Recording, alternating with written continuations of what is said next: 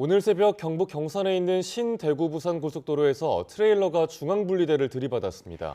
이 사고로 산불로까지 번져 차량 정체가 길어진 가운데 2차 사고로 한 명이 숨진 것으로 파악됐습니다. 자세한 내용 취재기자 연결해 알아봅니다. 김다현 기자, 자세한 내용 전해주시죠. 네, 먼저 영상부터 보시겠습니다. 경북 경산시 신대구 부산 고속도로 대구 방면 남천교 부근을 비추는 CCTV 영상입니다. 설 연휴 첫날인 오늘 귀성 행렬이 본격 시작되는 가운데 고속도로에 많은 차량이 길게 늘어서 있습니다. 연쇄 교통사고 여파로 차량 흐름이 꽉 막혔다가 조금씩 풀리는 모습입니다. 먼저 오늘 새벽 1시 반쯤 경북 경산시 신대구 부산 고속도로에서 남천교 부근을 달리던 25톤 트레일러가 중앙분리대를 충돌했습니다. 이 사고로 차량에 불이 붙으면서 산불로 이어졌고 한때 양방향 고속도로 통행이 통제됐습니다. 지금은 일부 구간이 통제 중입니다. 또 차량 정체로 멈춰서 있던 1톤 트럭을 4.5톤 트럭이 충격하면서 1톤 트럭 운전자인 50대 남성이 숨졌습니다. 경찰은 트레일러 운전자가 고장으로 갓길에 멈춰서 있던 승용차를 피하려다 중앙분리대를 충격한 것으로 보고 정확한 경위를 조사하고 있습니다. 다시 한번 전해드리겠습니다. 오늘 새벽 1시 반쯤 경북 경산시 신대구 부산 고속도로에서 남천교 부근을 달리던 25톤 트레일러가 중앙분리대를 충돌했습니다. 이 사고로 차량에 불이 붙으면서 산불로 이어졌고 한때 양방향 고속도로 통행이 통제됐습니다. 지금은 일부 구간이 통제 중입니다. 또 차량 정체로 멈춰서 있던 1톤 트럭을 4.5톤 트럭이 충격하면서 1톤 트럭 운전자인 50대 남성이 숨졌습니다. 경찰은 트레일러 운전자가 고장으로 갓길에 멈춰서 있던 승용차를 피하려다 중앙분리대를 충격한 것으로 보고 있습니다. 지금까지 사회부에서 전해드렸습니다. 설 연휴를 앞두고 미세먼지가 비상입니다. 주말인 오늘과 내일까지 대기 정체로 잿빛 하늘이 이어지겠고 또 고온 건조한 날씨에 산불 위험도 커질 걸로 우려되는데요. 짙은 아침 안개와 동해안 눈, 해상의 거센 풍랑도 주의가 필요합니다. 정혜훈 기자의 보도입니다. 올해 첫 비상 저감 조치가 내려진 서울 도심. 희뿌연 장막을 들이운 듯 하늘이 온통 잿빛으로 변했습니다. 강 건너 건물도 윤곽이 흐릿합니다.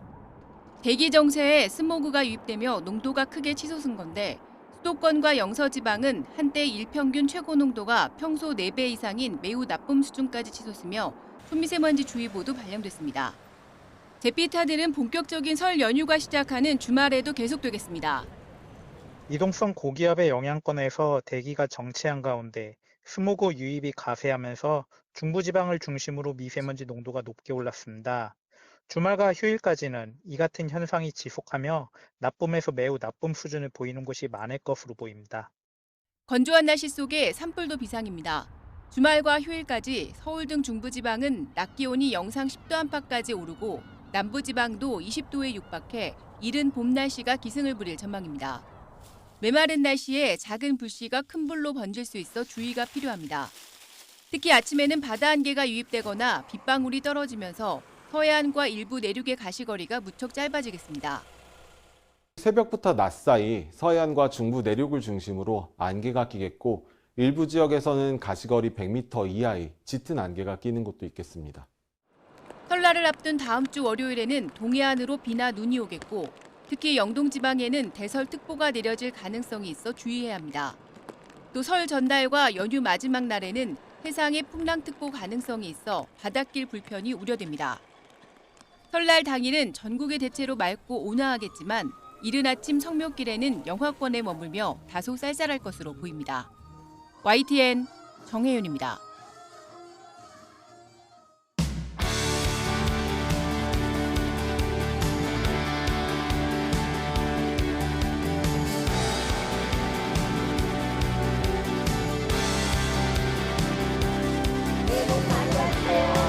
좀 있으면 만나요.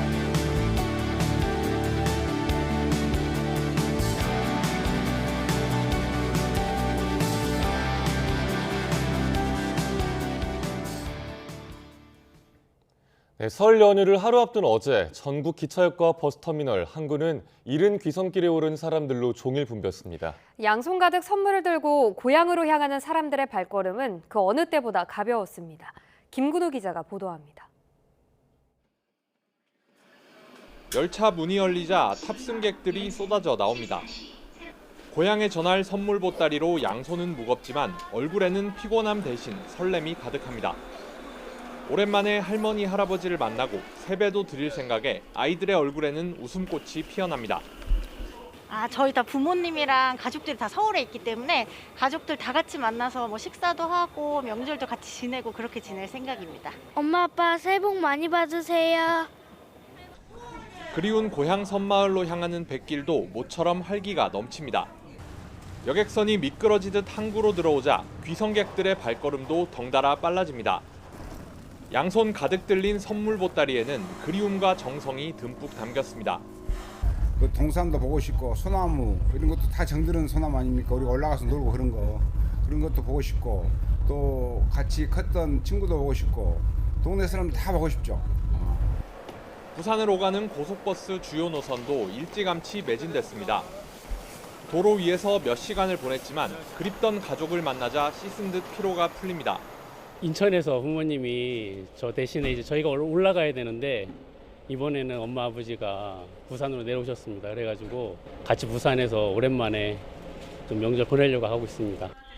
민족의 대명절 설 연휴를 하루 앞둔 날, 고향은 저마다 다르지만 그리운 가족을 찾아가는 귀성객들의 마음만큼은 한결같았습니다. YTN 김근우입니다. 설은 민족 최대 명절인 만큼 가족과 함께 평소보다 푸짐하게 차려 먹는 경우가 많죠. 그런데 떡이나 음식물을 먹다가 기도가 막혀 병원에 이송된 경우가 빈번해서 주의가 필요합니다. 양희력 기자가 보도합니다. 식당에서 식사 중이던 70대 남성. 몸을 제대로 못 가누다 팔다리가 축 늘어집니다. 심상치 않은 상황, 누군가 쏜살같이 달려옵니다. 응급구조에 나선 주인공은 휴가 중 딸과 식당을 찾은 119 구조대원. 만약 골든타임을 놓쳤다면 더 아찔한 일이 벌어질 수도 있는 위급한 상황이었습니다. 1분 정도 지속적으로 시행하는 결과 기도를 막고 있던 음식물이 배출되었고 환자분이 숨을 크게 내쉬면서 얼굴 혈색도 점차 돌아왔습니다. 네, 당시 상황이 워낙 급박했기 때문에 이 같은 기도 막힘 사고는 특히 설 명절에 주의가 필요합니다. 설 연휴 동안 떡이나 음식을 먹다 기도가 막혀 이송된 환자는 하루 평균 1.3명꼴, 전체 하루 평균의 2배에 육박합니다. 이송 환자 대부분이 60세 이상 고령층이라 음식물을 섭취할 때 각별한 주의가 요구됩니다. 등을 두드려도 이물질이 나오지 않는 경우를 대비해 하임리히법을 익혀놓는 것이 좋습니다. 환자의 등 뒤로 가서 허리를 감쌉니다. 환자의 양발을 어깨 위로 주시고 발을 넣습니다. 엄지손가락을 안으로 한 주먹 모양을 만든 뒤 엄지손가락이 튀어나온 부분을 배 방향으로 향합니다. 나머지 손은 주먹의 뒤를 지지합니다. 배꼽과 명치 사이 가운데 부분이 압박점입니다. 본인의 머리 방향으로 대각선 뒤로 강하게 압박합니다. 하나, 둘, 셋, 넷, 다섯. 만약 임신한 여성이나 비만 환자를 상대로 하임리히법을 실시할 경우 복부가 아니라 가슴뼈 중앙을 중심으로 가슴 밀어내기를 실시해야 더욱 효과적입니다. YTN 양일혁입니다. 겨울 가뭄이 길어지면서 전국 곳곳에서 산불이 잇따르고 있습니다. 설 연휴에는 성묘객 실화로 인한 산불이 평소보다 13배 증가하는 것으로 나타나서 정부가 대국민 담화를 통해 각별한 주의를 당부했습니다. 송세혁 기자입니다. 어둠 속 시뻘건 불길이 산등성이를 태우며 번집니다. 지난 7일 경북 경주시에서 난 산불은 완전 진화까지 64시간이나 걸렸습니다. 이 불로 축구장 79개 면적의 산림 56헥타르가 탔습니다. 올해 들어 전국에서 발생한 산불은 80여 건, 지난해 같은 기간보다 1.7배 늘었습니다. 산불 증가 배경에는 기록적인 겨울 가뭄이 있습니다. 올해 전국 누적 강수량은 6.6mm로 평년의 5분의 1 수준에 그쳤습니다. 포항과 울산 등 영남 해안 지역은 올해 들어 강수량이 전혀 관측되지 않았습니다. 이 지역 건조특보는 50일째 이어지며 역대 최장 기록을 경신하고 있습니다. 산불의 이 발화 원인의 대부분은 실화이기도 합니다. 우리들의 조심이 이 대형 산불을 막는 데 가장 중요한 골든타임이자 예방이다라고 생각을 합니다. 특히 이번 설 연휴가 고비입니다. 설 연휴 성묘객 실화 산불은 평소보다 13배나 급증하는 것으로 나타났습니다. 전체 성묘객 실화 산불 5건 중 1건이 설 연휴에 집중되는 겁니다. 설 연휴 성묘 등으로 입산하실 때에는 라이터 등 인화 물질 소지는 물론 취사나 흡연 등 불씨를 만드는 모든 행위를 삼가해 주십시오. 산림당국은 설 연휴 기간 산림 주변 소각 행위를 집중적으로 단속하고 위반 시에는 엄정하게 책임을 물을 방침입니다. YTN 송세혁입니다.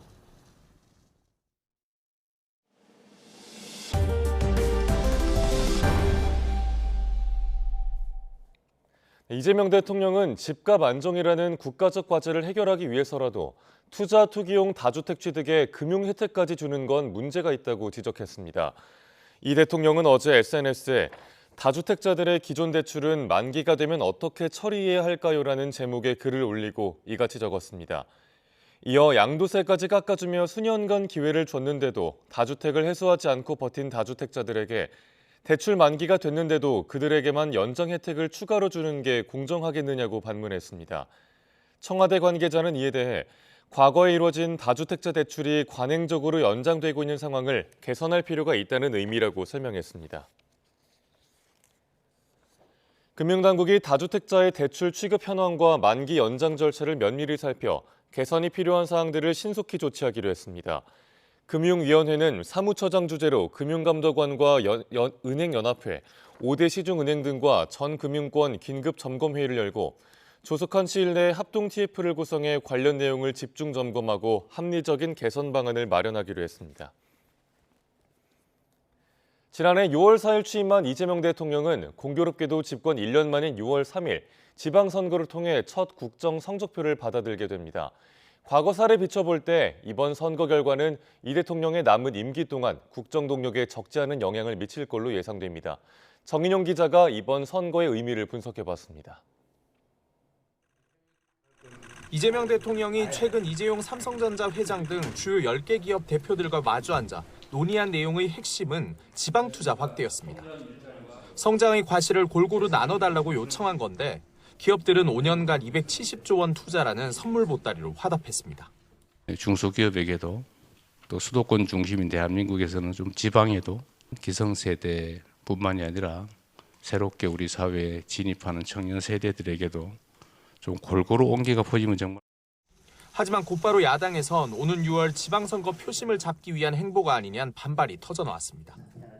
잇따라 지역 순회 타운홀 미팅을 여는 거나 행정통합 논의에 불을 붙인 건 역시 지방선거 구도를 유리하게 가져가려는 의도란 게 야당의 시각입니다.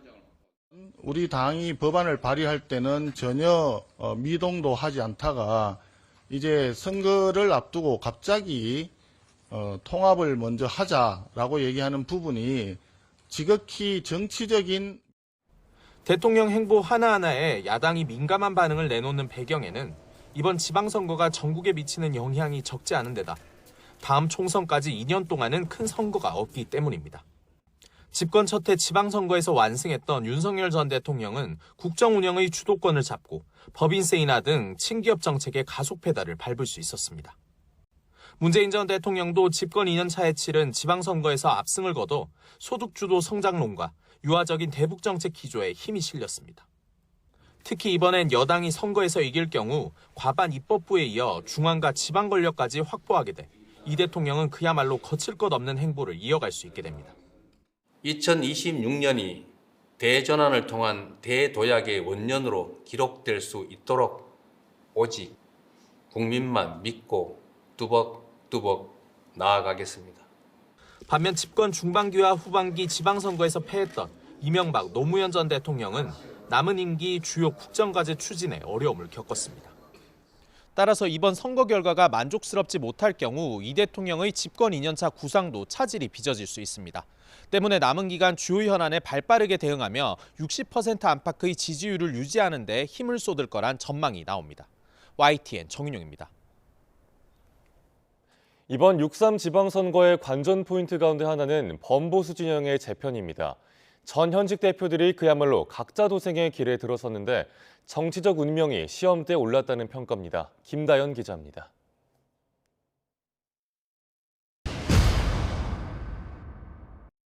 장동혁 대표의 지방선거 전략은 선자강, 후확장입니다. 내부 총질은 용납하지 않겠다. 통합은 한 방향으로 가는 거지 모두를 품는 게 아니다. 이 출사표를 증명하듯 한동훈 전 대표를 사실상 축출했고 안팎의 반발은 단식과 재신임 투표 같은 강력한 패로 잠재웠습니다. 집안 단속에 대한 자신감 때문인지 강성 지지층을 향한 메시지에도 변주를 주기 시작했는데 그래서 전륜을 하겠다는 건지 말겠다는 건지는 여전히 모호합니다. 선거가 넉 달도 채 안 남은 시점에서 외연 확장에 슬슬 신경을 쓰는 모습인데 윤석열 전 대통령 1심 선고 전후로는 이런 줄타기 전략이 이어질 거란 전망입니다. 상황에 따라서 또 다른 입장의 그 표명이 필요한 경우가 있을 것입니다. 그에 맞게 또 그때 당 대표로서 할 수 있는 당 대표의 언어로 보수 연대는 이번 선거에서도 화두입니다. 지난달 선거를 141일을 앞두고 특검 공조를 위해 처음 손을 맞잡은 양당 대표 모습에 연합 전선에 대한 기대감이 물씬 피어올랐습니다. 개혁신당 이준석 대표가 출장 귀국을 당기면서까지 장 대표 단식 농성장을 찾자 연대로는 더 불이 붙었습니다. 무르익나 싶던 통합 분위기는 얼마 안 가 박근혜 전 대통령의 단식장 깜짝 방문과 한 전 대표 제명으로 김이 새기 시작했고 험지에서 맞춤 정책과 손편지를 앞세워 반전의 금배지를 단 이 대표는 더욱 노골적인 표현으로 독자 완주 의지를 내비치고 있습니다. 최근에 장동혁 대표의 행보 중에서 박근혜 엔딩부터 시작해가지고 어떤 근거로 판단하는지를 제가 이해하기 어려운 부분이 있어가지고 당적은 잃었지만 지지자까지 잃은 건 아닙니다. 최근 토크 콘서트로 세력을 과시한 한 전 대표는 지방선거 무소속 출마 가능성이 거론됩니다. 지방선거에서 국민의힘 참패를 염두에 두고 추대에 가까운 등판을 노린다는 가설도 설득력을 얻고 있습니다. 꼭 이번 선거에 나가지 않더라도 유세장 지원 사격으로 존재감을 드러낼 거란 관측도 제기됩니다. 우리가 상식 있는 대중입니다. 행동하는 다수가 이루는 역전승 우리가 이룹시다.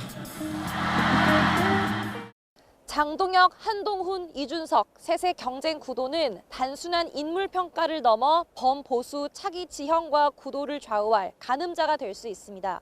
이번 지방선거가 표 계산 이상의 의미를 남길 거란 분석이 나옵니다. YTN 김다연입니다. 국민의힘 중앙윤리위원회가 배현진 의원에 대해 당원권 정지 1년이라는 중징계를 결정했습니다. 윤리위는 어제 보도자료를 통해 배 의원이 SNS 계정에 아동의 사진을 무단으로 올려 인권을 침해하고 명예를 훼손했다며 징계 사유를 밝혔습니다.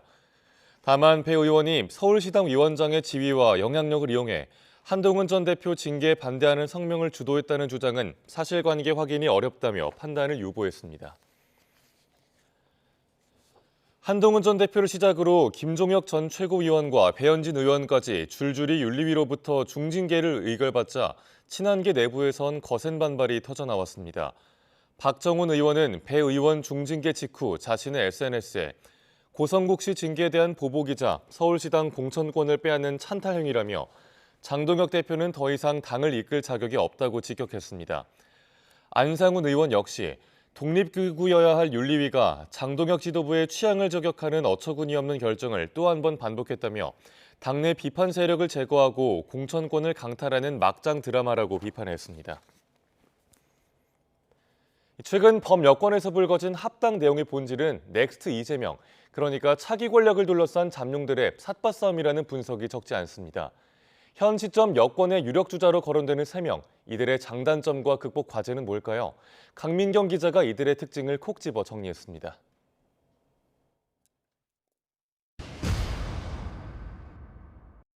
여의도 권력 지형을 논하면서 민주당 정청래 대표를 빼놓긴 어렵습니다.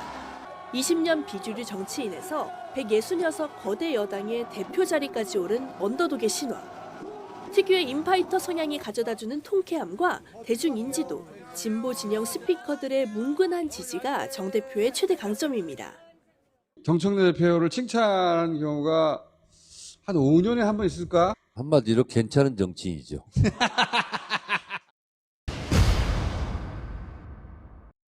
당기를 흔든 지 반년이 넘었지만 정 대표는 여전히 아웃사이더입니다. 원팀을 표방해도 친명계는 곁을 내주지 않고 당을 장악할 리더십도 보여주지 못하고 있습니다.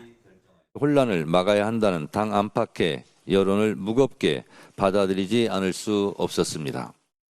당원 주권주의를 앞세워 친명계를 압도하며 나름 승승장구했지만 합당 논의로 내상을 깊게 입어 몸조리부터 해야 할 처지가 됐습니다. 친명계가 위시하는 적자는 김민석 국무총리입니다. 18년 정치 암흑기를 거쳤지만 지난 2024년 이른바 명픽을 받고 단숨에 수석 최고위원을 꿰차며 제2의 전성기를 맞았습니다.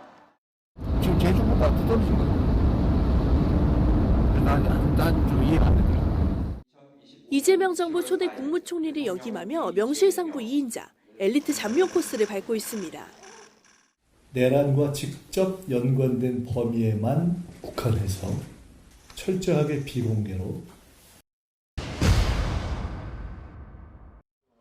안타깝게도 국무총리직은 대권주자의 무덤입니다.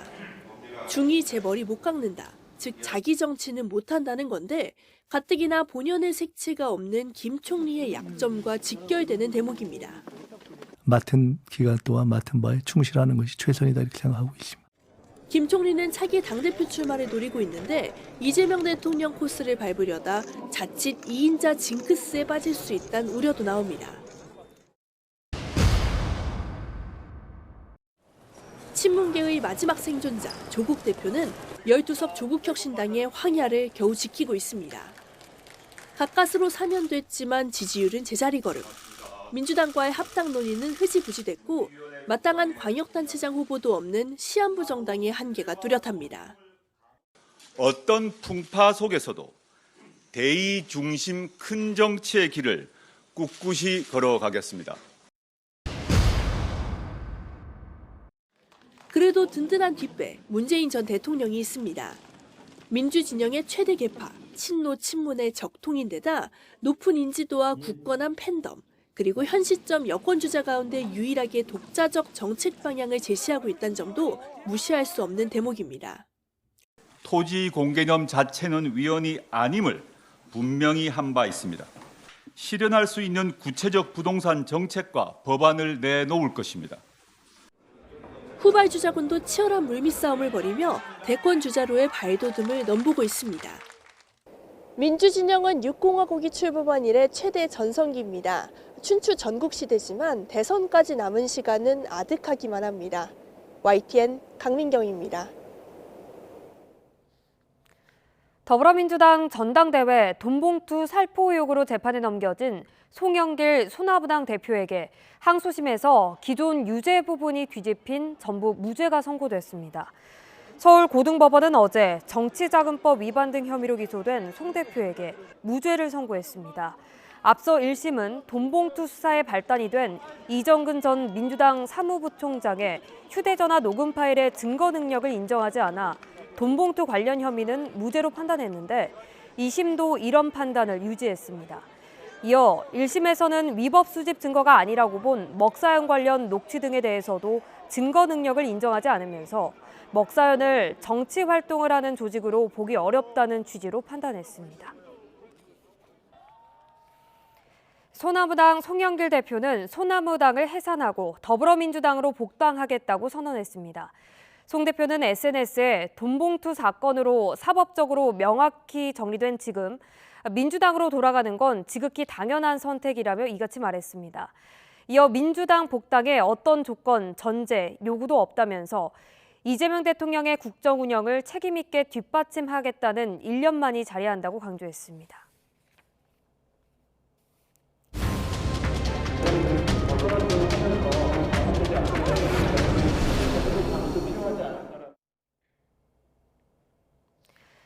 YTN은 비상계엄이 선포됐던 지난 2024년 12월 3일 주요 인물들의 행적과 역할을 되짚어보는 기획보도를 준비했습니다. 윤 전 대통령이 가까이 했던 육군 사령관 가운데 곽종근 전 특수전사령관과 이진우 전 수도방위 사령관은 국회 점거를 맡았던 인물입니다. 그러나 계엄 이후 곽 전 사령관과 이 전 사령관이 선택한 길은 엇갈렸습니다. 권준수 기자가 살펴봤습니다. 지난 2024년 10월 1일 국군의 날 시가행진이 끝난 뒤 윤석열 전 대통령은 관저에 4사람을 초대합니다. 김용현 전 국방부 장관과 곽종근 전 특수전사령관, 그리고 여인영 전 방첩사령관과 이진우 전 수도방위 사령관입니다. 계엄을 선포하기 2달 전 비상대권을 미리 언급한 것으로 알려진 자리입니다. 계엄 당일 국회 점거에 나선 건 707 특수임무단 등 특전사 부대를 이끈 곽 전 사령관과 서울을 지켜야 할 1경비단 등을 출동시킨 이 전 사령관이었습니다. 결국 실패로 끝난 12.3 비상계엄. 육군사관학교 한 기수 차이로 중장까지 진급했던 두 사령관은 이때부터 행보가 엇갈리기 시작했습니다. 곽 전 사령관은 적극적인 해명에 나섰습니다. 계엄을 선포하기 이틀 전부터 명령이 있었다며 당일 상황에 대해서도 구체적으로 밝혔습니다. 대통령께서 비화폰으로 제게 직접 전화를 하셨습니다. 의결 정족수가 아직 다 안 채워진 것 같다. 빨리 문을 부수고 들어가서 안에 있는 인원들을 끄집어내라 라고 말씀을 하셨습니다. 이 전 사령관은 반대로 입을 굳게 다물었습니다. 윤 전 대통령의 헌법재판소 탄핵 심판의 증인으로 나가서도 위법한 지시가 있었는지 등과 관련해 답변하지 않았습니다. 답변 드리지 않고 이 부분이 저의 재판에서 다툼의 여지가 있는 부분입니다. 윤 전 대통령의 내란 재판에선 두 사람의 증언이 정면으로 배치됐습니다. 곽 전 사령관은 폭탄 발언을 꺼낸 반면에 한동훈이하고 일부 정치인들 일부 호명하시면서 당신 앞에 잡아오라 그랬습니다. 당신이 총으로 쏴서라도 죽이겠다고 했습니다. 이 전 사령관은 오히려 기존에 했던 진술을 번복하며 윤 전 대통령에게 유리한 발언을 내놨습니다. 대통령이 끌어내라면서 체포하란 말도 했다. 근데 나중에 보니까 전혀 아니에요. 그 12월 4일 이후에 제가 거의 20 이상을 매일 TV를 보고 매일 조사받고 하다 보니까 말씀 안 하셨지만 제가 그렇게 상상을 하는 거예요. 계엄 당일 같은 임무를 수행했지만 그 이후 정반대의 길을 선택한 두 사람. 이제는 민간인 신분으로 군사법원이 아닌 이곳 서울중앙지방법원에서 내란 혐의 재판을 받게 됩니다. YTN 권준수입니다. 윤석열 전 대통령은 비상계엄 선포 1년을 훌쩍 넘긴 오는 19일 내란 혐의 첫 판단을 받습니다. 그동안의 기록을 김경수 기자가 정리했습니다. 평온하던 지난 2024년 12월 3일 밤 느닷없이 계엄군이 국회로 들이닥쳤습니다. 윤석열 전 대통령이 45년 만에 비상계엄을 선포했습니다. 자유 헌정 질서를 지키기 위해 비상계엄을 선포합니다. 당시 여당 반대로 한 차례 부결된 대통령 탄핵안은 계엄 열 하루 만에 국회를 통과했습니다. 300표 중 가 204표, 부 85표, 기권 3표, 무효 8표로서 가결되었음을 선포합니다. 수사든 탄핵이든 당당히 맞서겠다던 윤 전 대통령은 관저에서 공성전에 들어갔습니다. 물리적 충돌까지 빚었던 사상 최초의 현직 대통령 체포작전. 두 차례 시도 끝에 헌정사 처음으로 현직 대통령이 체포돼 구속됐습니다. 구치소에 수감된 윤 전 대통령은 직이 걸린 탄핵 심판을 위해 헌재로 나섰습니다. 마치 어떤 호수 위에 떠 있는 달 그림자 같은 거를 쫓아가는 그런 느낌을 좀 많이 받았고요. 개헌과 정치 개혁에 집중하겠다며 직무 복귀를 호소했지만 계엄을 선포했던 122일 전으로 시간을 되돌리지 못했습니다. 주문, 피청구인 대통령 윤석열을 파면한다. 조기 대선이 치러졌고 내란과 김건희, 최상병 특검이 잇따라 출범하면서 윤 전 대통령은 구속 취소 결정으로 얻었던 자유를 석 달 만에 반납했습니다. 두 번째 구속 심사 받으셨는데 심경 어떠신가요? 오늘 직접 말씀하셨나요? 소명은 직접 하셨나요? 잠시 두문불출하던 윤 전 대통령은 변론에 직접 등판하기 시작했는데 재판 내내 계몽령에서 빠져나오지 못했습니다. 특검은 법정 최고형을 구형했습니다. 피고인 윤석열에게 사형을 구형합니다. 재작년 비상계엄 선포부터 내란 우두머리 혐의 사건 1심 선고까지 무려 433일. 역사에 기록될 사법부 판단에 온 국민의 관심이 쏠립니다. YTN 김경수입니다. 경찰이 13가지 의혹을 받는 김병기 의원에 대해 수사에 착수한 지 한 달 반이 지날 때까지 김 의원 소환 조사는 이루어지지 않았습니다. 경찰은 최근에야 김 의원에게 소환을 통보했는데 늑장, 부실 수사라는 오명을 씻어낼 수 있을지 주목됩니다. 배민혁 기자가 보도합니다. 김병기 의원에 대해 본격적으로 의혹이 터져나오기 시작한 건 지난해 말이었습니다. 김 의원이 국정감사를 앞두고 피감기관인 쿠팡측과 만나 전 보좌진 출신 직원의 인사 불이익을 강요했다는 의혹이 불거진 겁니다. 논란이 채 가라앉기도 전에 대한항공 고가 숙박권 수수 의혹과 공항 의전 특혜 요구 의혹까지 연이어 제기됐습니다. 부인의 업무 추진비 유용 의혹 수사무마 청탁과 정치연금 수수 의혹, 여기에 강선호 의원이 김경전 시의원이 건넨 1억 원 처리 방향을 김 의원과 상의하는 녹취까지 공개되면서 논란은 걷잡을 수 없이 커졌습니다. 저도 잘 주세요. 네, 하여튼 돈부터 돌려드리세요. 안 받는 거. 쏟아지는 의혹 제기에 각종 고소고발까지 이어지자 서울경찰청은 직접 수사에 나섰고 2주 만에 정치연금 의혹과 관련해 김 의원 자택 등을 압수수색했습니다.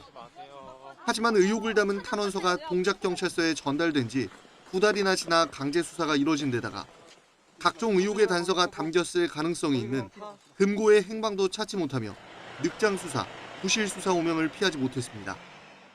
압수수색에서 어떤 물품 가져갔는지. 혹시 다른 게도 없었어요? 이후로도 경찰은 수차례 강제 수사와 주요 피의자 소환 조사를 벌였지만 수사에 나선 지 한 달 반이 되도록 김 의원 소환은 이뤄지지 않았습니다. 경찰은 최근에야 김 의원에게 소환을 통보했는데 그 사이 주요 증거가 이미 사라졌거나 김 의원에게 대비할 시간만 벌어준 것 아니냐는 지적도 나옵니다. 이에 대해 경찰은 수사는 속도감 있게 진행됐다며 준비를 확실히 해두고 소환하는 것이 맞다는 입장을 밝혔습니다. 주변 인물 조사와 물증 확보 등 혐의 입증에 힘을 쏟았다는 의미로 풀이되는데 늑장, 부실 수사 오명을 씻을 수 있을지 주목됩니다. YTN 배민혁입니다. 경찰이 무소속 강선호 의원의 구속영장 신청서에 1억 공천 헌금 의혹의 또 다른 피의자인 강의원 전 보좌관 남모 씨의 이력을 잘못 기재한 것으로 확인됐습니다. YTN이 입수한 영장 신청서를 보면 경찰은 남 씨가 신기남 전 의원이나 한정혜 의원의 보좌진으로 활동하다가 지난 2020년 8월 강선호 의원실로 넘어갔다고 적었습니다. 그러나 이 기간 남 씨는 김병기 의원이나 노웅래 전 의원 등의 보좌진으로 근무했고 강 의원도 최근 경찰 조사에서 이같이 진술한 것으로 파악됐습니다. 정부가 의대 정원 추계의 75%만 늘리기로 한 가장 큰 이유는 의대 교육에 대한 걱정 때문이었습니다. 이미 의정 갈등의 여파로 2사 2호학번은 한꺼번에 수업을 듣고 있는 데다가 올해부터 당시 휴학하고 군대에 간 학생들도 재개하게 됩니다. 당장 실습 수업 등에서 우려가 나오고 있는데 준비 상황은 어떤지 염혜원 기자가 짚어봤습니다. 의대 증원이 결정됐던 지난 2024년 이후 각 대학은 연일 시설 공사 중입니다. 지난 1년 동안 복귀 학생들의 수업은 대강당이나 다른 학과 강의실을 빌려 진행해 왔는데 내년부터 5년 동안 증원이 결정되면서 교육시설과 인력 모두 확충이 시급합니다. 예, 현재 그 60명 정도가 한 번에 수업을 받을 수 있는 거를 좀 확장을 해서 약 2배 정도 규모로 해서 126명이 한 번에 받을 수 있는 수업 정도의 규모로 지금 진행을 준비를 하고 있습니다. 5년 동안 모두 3,342명이 증원되는데 대학별로 얼마나 늘릴지는 교육 여건에 따라 결정됩니다. 교육부는 대학에서 계획을 받아 평가한 뒤 오는 4월 내년도 학교별 입학생 규모를 확정합니다. 연차적으로 계속 시설이 제대로 개선이 되고 있는지, 그리고 이번에 증원을 배정을 할 때도 시설 개선 계획을 받아서 평가를 하고요. 그리고 그 계획이 이행이 되고 있는지를 점검을 할 예정입니다. 정부는 함께 수업을 듣고 있는 2사 2호학번이 본과 실습 수업을 받기까지는 아직 1년이 남아 준비엔 무리가 없다고 설명했습니다. 하지만 실제 교육 현장의 이야기는 다릅니다. 2사 2호학번 중첩에다가 올해와 내년에 걸쳐 의정 갈등 당시 군대에 갔던 학생들도 복귀하게 되는데 그럴 경우 기존 학생 수의 2~3배에 달해 소규모 실습이 중요한 의대 교육에 차질이 불가피하다는 겁니다. 장비와 공간 부족 문제 때문에 실습을 영상으로 대체하거나 내용을 축소하는 사례들이 이미 곳곳에서 나오고 있습니다. 카데바 6구로 120명이 실습을 하고 있고 또한 계획을 보면 어떤 학교들은 한 구당 10명에서 20명씩 붙어서 실습을 할 예정이라고 합니다. 뿐만 아니라 증원에 따른 필요 교수 인력을 다 확보하지 못한 대학도 많아서 증원을 목전에 두고 발등에 불이 떨어졌습니다. YTN 염혜원입니다. 연휴 땐 보이스피싱이나 금융사기가 더 활개를 치곤 합니다. 요즘엔 주식붐을 타고 주식 거래를 둘러싼 투자 사기가 극성이어서 금융당국이 소비자 경보를 내렸는데요. 처음엔 투자금을 돌려줘서 신뢰를 쌓는 게 특징입니다. 이승은 기자가 사기 수법을 소개합니다. 핍스 에셋츠라는 이름의 주식 거래 앱입니다. 그럴듯해 보이지만 베트남을 거점으로 한 금융사기 범죄 조직이 유포한 가짜 앱입니다. 소셜미디어에서 풍수나 사주를 봐주겠다며 접근해 내려받기를 유도합니다. 처음엔 10만 원에서 20만 원 소액 투자를 하게 해 수익이 났다며 돈을 되돌려줘 신뢰를 쌓습니다. 이게 함정입니다.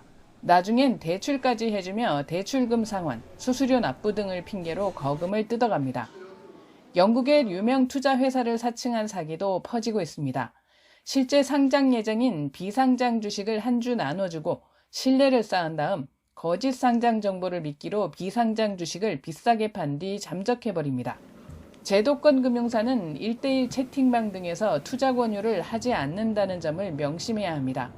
요즘 보이스피싱범은 인공지능으로 가족 목소리를 재현해 들려주기도 하는데 실제와 구분이 안 가는 데다 전화를 못 끊게 해 확인할 시간도 없어 당하기 쉽습니다. 적금 해지가 필요 없는 50만 원 정도 소액을 요구하는 것도 특징입니다. 어르신 많이 얘기해. 아저씨가 때렸어. 여보세요? 그래요. 무슨 일 있어요? 애 부모가 나한테 이 표시로 술값이라도 좀 해줘. 통화 상태로 이체할 수 있다고. 알았어. 잠깐만요. 인공지능으로 보이스피싱 범죄를 막아주는 기능이 있는 통신사 앱이나 금융사 앱을 삭제하라는 요구를 하기도 해 지우지 않도록 해야 합니다. 금융사기는 비대면 대응에 익숙하지 않은 노인을 많이 노리기 때문에 특히 명절 연휴에 유의해야 합니다. YTN 이승은입니다.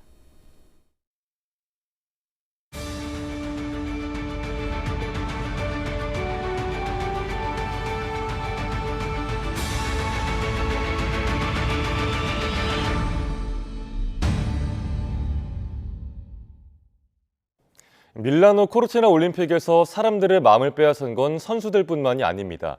또 다른 주인공인 마스코트 티나와 밀로인데요. 귀여운 외모와 달리 잘 알려지지 않은 안타까운 사연이 있습니다. 이승배 기자가 소개합니다. 밀라노 올림픽 마스코트인 티나와 밀로입니다. 하얀색은 티나, 갈색은 밀로, 남매 사이입니다.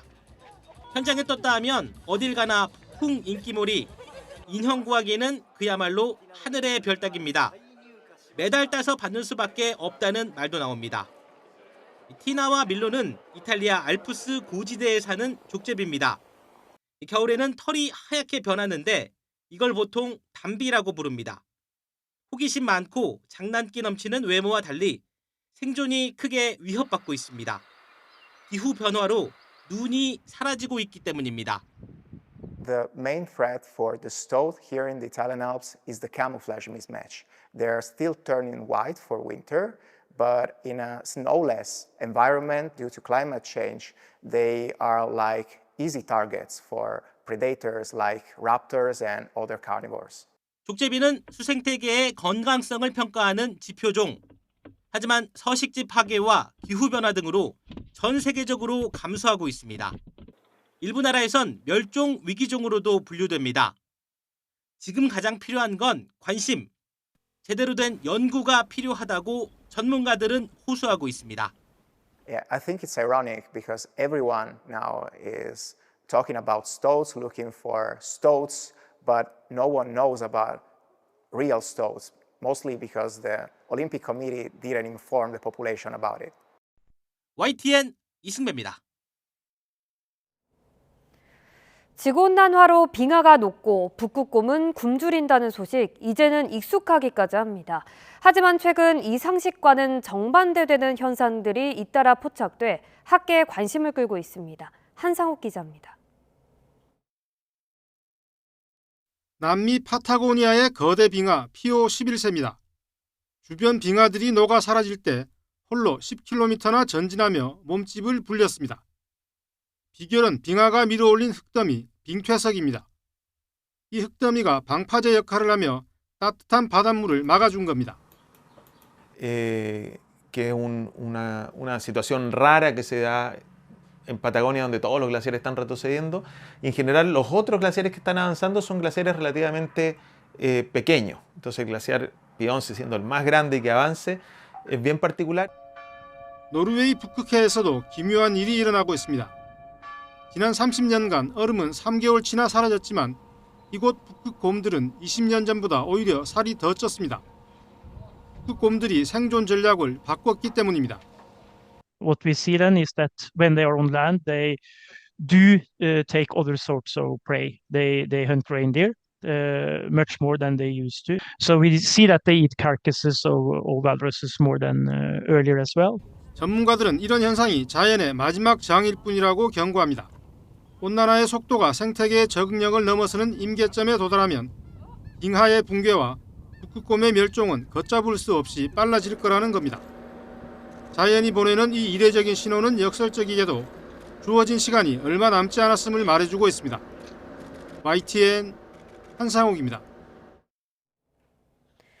구글과 마이크로소프트에 이어 엔비디아까지 최근 인공지능 기상예보 모델을 공개했습니다. YTN은 오늘부터 사흘 동안 AI 예보 모델 개방이 가져올 변화와 과제를 연속으로 짚어보겠습니다. 첫 순서로 연구 현장에 열린 기회 측면부터 살펴봅니다. 김민경 기자가 취재했습니다. But the atmosphere is chaotic and forecasting is complex. NVIDIA Earth 2 changes the paradigm. 지난달 26일 엔비디아가 공개한 AI 기상예보 모델입니다. 과거 관측 자료와 위성, 레이더 자료를 학습해 AI가 전 세계 날씨를 예측하는 방식입니다. AI 예보 기술을 둘러싼 빅테크 기업들의 경쟁 속에서 엔비디아는 이 모델을 오픈소스로 공개했습니다. 연구자라면 누구나 내려받아 활용할 수 있습니다. AI 기반 모델들은 고성능 PC에서도 구동이 되는 그런 정도 수준이기 때문에 접근성은 상당히 올라갔다고 볼 수가 있습니다. 기존에 비해서는 접근성은 매우 올라갔기 때문에 개별 연구실이나 개별 연구자 차원에서도 이제 AI 기반의 전지구 예측을 할 수 있는 그런 기반이 마련됐다고 할 수 있습니다. 전문가들은 이 같은 AI 예보 모델이 연구를 한 단계 넓히는 계기가 될 수 있다고 보고 있습니다.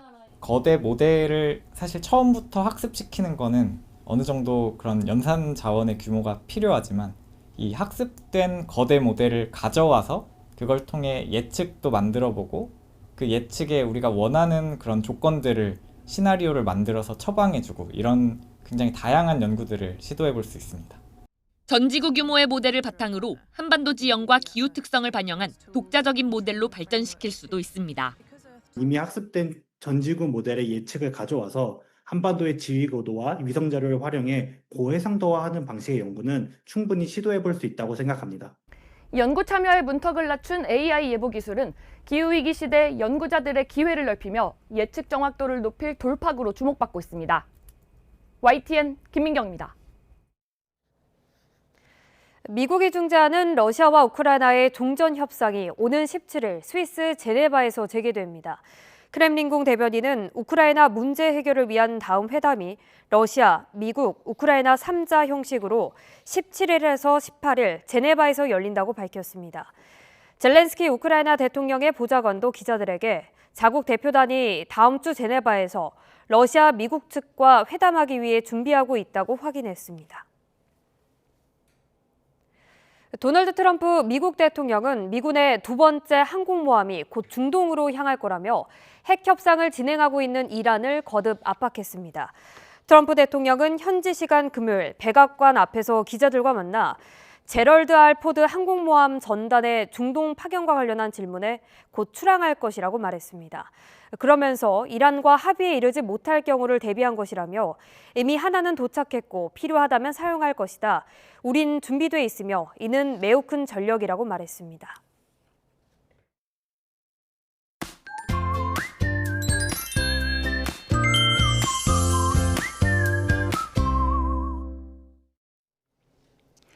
설레는 설 연휴 첫날이지만 오늘도 대기질이 좋지 못합니다. 현재 서울 등 중부 지역은 초미세먼지 주의보가 내려질 정도로 공기가 무척 탁한데요. 오늘 제주도를 제외한 대부분 지역의 대기질이 나쁨에서 매우 나쁨 수준을 유지하겠습니다. 먼지에 안개까지 뒤엉켜서 시야도 무척 답답합니다. 중서부 지역은 시정이 200m 안팎까지 바짝 좁혀져 있으니까요. 귀성길에 오르는 분들은 호흡기 관리와 함께 교통안전에도 주의해 주셔야겠습니다. 오늘 전국 하늘비는 대체로 흐리겠고요. 중북부 지역은 낮까지, 제주도는 저녁까지 약한 비가 내리는 곳이 있겠습니다. 동해안 지역은 날이 여전히 건조합니다. 오늘 산간을 중심으로 바람도 강하게 부는 만큼 성묘객들은 산불 예방에 각별히 신경 써주시기 바랍니다.